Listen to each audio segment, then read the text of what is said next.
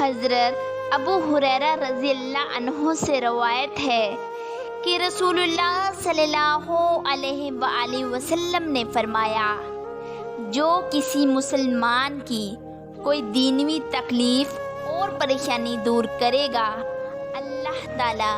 قیامت کے دن کی تکلیف اور پریشانی سے اس کو نجات دے گا، اور کسی تنگ دست مقروض کو اپنے قرضے کی وصولی کے سلسلے میں سہولت دے گا،